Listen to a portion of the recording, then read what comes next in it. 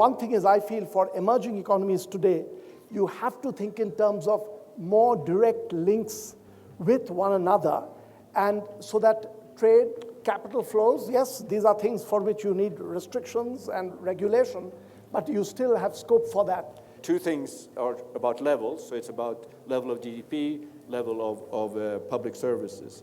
But the one that maybe is more interesting for this discussion is the two shocks. One was the shock to income and the very large variability that they experienced. I think this is an important lesson that we try to attribute and criticize the system we think we have, and use that to explain the differences. My first high-level remark is ridiculously high level. What is liberal democracy about? Well, I'd say it's about three things. It's about the rule of law fundamentally. It's about constraints on executive authority. I think the economists and to some extent the political scientists who've worked on this have exactly the wrong view of elections, thinking of elections as being fundamentally about trying to aggregate preferences, when actually elections are fundamentally about creating legitimacy for governments to rule. And the problem we have in the current world is it's the norms and the values that are as much under threat. And that's what could lead to the undermining of the institutions ultimately.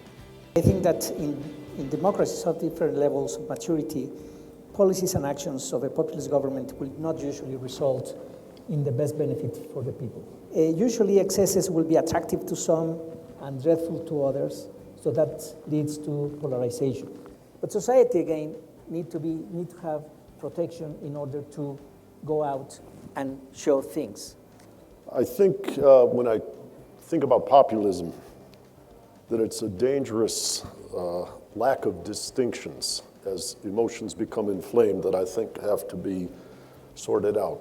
What flaws in representation? What did legislators in a money politics system or technocrats who are said to be the representatives and the experts on behalf of society, but in fact working for a narrow elite, whether for chairs or prestige or good coverage in the media or government appointments, create validation or legitimacy for things that did not serve a very large proportion. I think right now, if I were a Mexican, I would be very angry at the elite people and the intelligentsia of America.